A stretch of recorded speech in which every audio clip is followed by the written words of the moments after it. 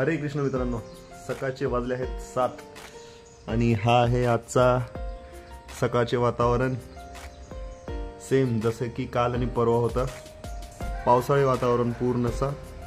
आणि आज सुद्धा पाऊस येण्याची शक्यता आहे. आणि मी चाललो आहे थोडंसं कामानिमित्त बाहेर, आणि त्याच्यामुळे मी घेतलं आहे स्वेटर आणि रेनकोट पण सोबत घेतलं आहे, कारण की जर पाऊस आला तर रेनकोट घालावं लागेल. चला तर जाऊया आणि आपलं काम करून परत येऊया.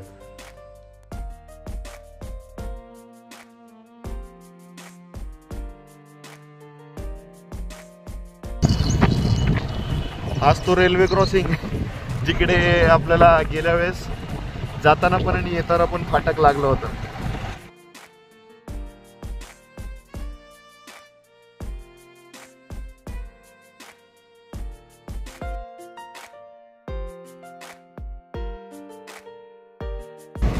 नशीब येताना पण फाटक लागला नाही.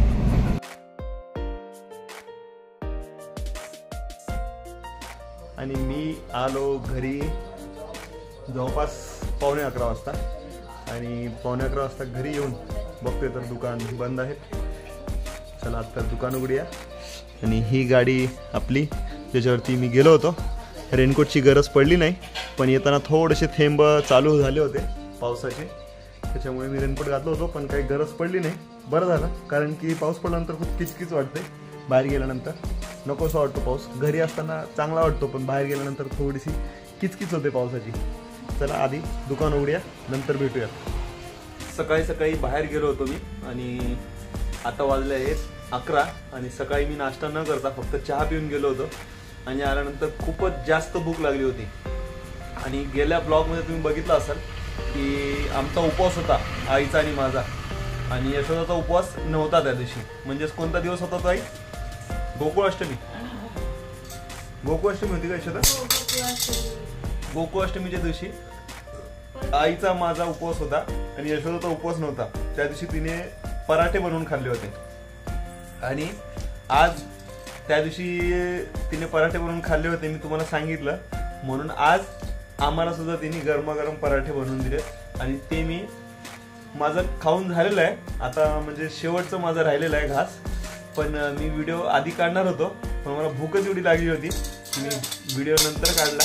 आधी पोटभर खाल्लो, त्याच्यानंतर आता तुम्हाला दाखवतोय. हा पराठा, हा 2 घास राहिलेत माझे. अरे बस बस, नको नको, अरे कशाला टाकलीस? 2 पराठे मस्त आहे बघा, गरमागरम मी खाल्लेत, एवढे मोठे. आणि सोबत ही चटणी, ह्याच्यावरती तूप आहे, आणि ही लसणाची आणि शेंगदाण्याची चटणी. आणि मस्त पैकी पोट भरलेलं आहे आता. आणि आमच्या आईसाहेबांचं पण जेवण झालंय. आईसाहेबांचं जेवण झालेलं आहे. आणि हे आमचं बद्दूबाई बघा, आईने हिचं नाव ठेवलंय बद्या. काय आई? बद्या. बद्या काय आहे ते आईलाच माहिती. बद्या म्हणजे निधी. तुम्ही म्हणू नका बद्या, ते फक्त आमच्यासाठीच आहे. निधी बा एवढं आगाव झालंय ना, बघा रिएक्शन बघा इथे. आम्हाला जेवायलाच देत नव्हती, आणि आईने धरलं होतं हिला आम्ही जेवेपर्यंत. आईला एवढं परेशान करून टाकली आहे ना, की आई आता बोलते की मी हिला नाही सांभाळणार, मी निधीला नाही सांभाळणार, तुम्ही तुमचं बघा. निधी, तुम्ही आणि तुम्ही तिघं, है ना? असंच बोलली ना आई?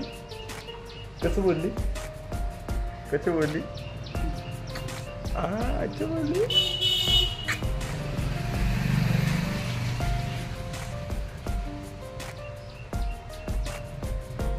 खूप छान रिस्पॉन्स देते ती. युट्यूबर व्हायचंय ना तिला, आमच्यापेक्षा चांगलं. आम्हाला काय तेवढं येत नाही बोलायला, तिला खूप येतं बोलायला.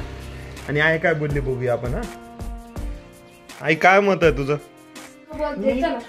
गेले तिला घेऊन सकाळपासून आकाश. मग आता तुम्ही सांभाळा थोडा वेळ. तिला बोलते हो, ती अशी डान्स करते, नाचते मोठस. थकून गेले, आता मी जरा आराम करते. जेवण झाले आता जरा. माझ्यासोबत तर बघा एकदम शांत बसली.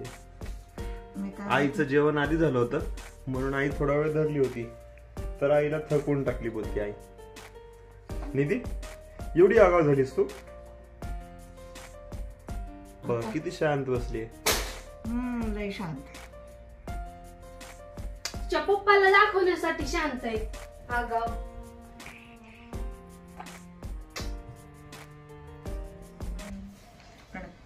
क्लेशनाशाय जरा जोरात. गोविंदाय नमो नमः. जोरात म्हटल्यावर ऐकायला उठायचंय.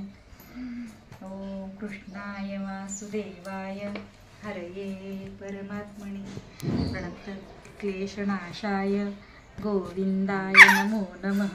कृष्णाय वासुदेवाय हरये परमात्मने प्रणत बाळाला दूध दे वाटीत, बाळाची वाटी मांजर चाटी. मांजर गेले रागाणी, त्याला खाल्ले वाघाणी. वाघ मामा डुलतो, अस्वल मामी पोळ्या करते. एक पोळी करपली, दुधा संगे वरपली. दूध झाले कडू कडू, बाळाला आले रडू रडू. बाळ गेले झोपी, बाळाला घाला टोपी. बाळाची टोपी हरवली, लंगड्या मामाला सापडली. लंगडा मामा चोरटा, त्यालाच धरून ठोका. त्यालाच धरून ठोका. लंगडा तर लंगडा, अजून त्याला ठोका. आणि चोरला कशाला मग आमची टोपी? चांदू मामा भोगलास का, निंबोणीच्या झाडामागे लपलास का. निंबोणीचं झाड करवंदी, मामाचा वाडा चिरबंदी. मामाच्या वाड्यात येऊन जा, तू पोळी खाऊन जा. तुपात पडली माशी, चांदमामा राहिले उपाशी. चांदमामा राहिले उपाशी. चांदमामा राहिले उपाशी. झोपत आहे आता. तिला झोपवणं म्हणजे भारीच काम आहे बा. झोपूच नाही म्हणते आजकाल.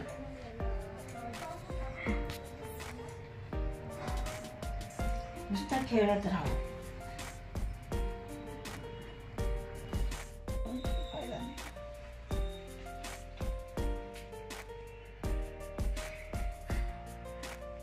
मी गाणे म्हटलेला काहीतरी फायदा झाला, दीदी झोपून गेली. हो हो हो.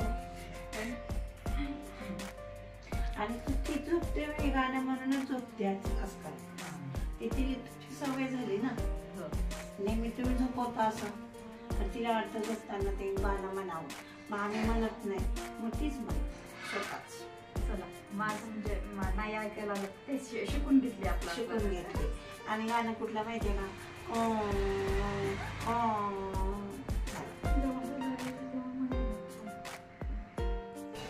तर मित्रांनो, निधी बाळ आता माझ्यासोबत, आणि गवळी काकूनी आताच मस्त असे गाणे निधी बाळाला म्हणून दाखवले. आणि निधी बाळाची झोप झाली, सर्व काही झालं. आणि आता संध्याकाळची वाजले आहेत 8 है ना निधी? 8 वाजलेत ना. आणि निधी बाळाची आईने मस्तपैकी मसाज केली, कपडे चेंज केले, टाळू माकली, सर्व काही मस्त फ्रेश केलं. आणि आता आपली झाली आहे दुकान बंद करायची वेळ थोड्या वेळानंतर.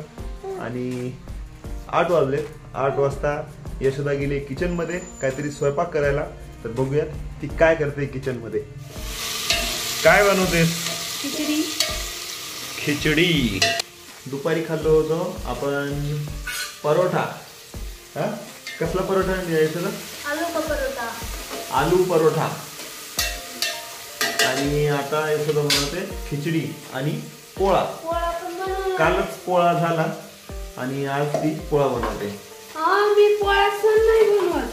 सण नाही, तो दुसरा पोळा आहे, तुम्हाला दाखवतो थोड्याच वेळात, है ना? हो. निधी बाळ पण बोलेल तुम्हाला काही दिवसानंतर. मी तिला ट्रेनिंग देतोय आता सध्या. आणि ती माझं बघते सगळं, की मी कसं मोबाईल पकडतो, कसं बोलतो, सगळ्या गोष्टी बघून ती नंतर तुम्हाला बोलेल काही दिवसात. हा बघा आपला पोळा तयार होतोय मस्त असा. त्यांना आमच्या म्हणजे माझ्या माहेरी ह्याला बोलतात उलटून पिठलं आणि इकडं म्हणजे माझ्या आई साहेब आणि साहेब बोलतात त्याला पोळा. तुमच्याकडे काय बोलतात ते कमेंट करून सांगा आम्हाला. आणि हा गरमागरम पोळा रेडी आहे आणि आता गरमागरम पोळा खाऊयात मस्तपैकी. आणि हा आजचा ब्लॉग इथे संपूयात. भेटूया पुढच्या एका नवीन ब्लॉग मध्ये. आजचा हा ब्लॉग कसा वाटला ते कमेंट करून सांगा. चॅनल लाईक सबस्क्राईब आणि शेअर करायला विसरू नका. भेटूया पुढच्या एका नवीन ब्लॉग मध्ये. राधे राधे. अरे वा, हा तर पोळा खूपच छान झालाय. मला हा पोळा पाहिजे आता. ठीक आहे नंबर 1. ठीक आहे चला बसा.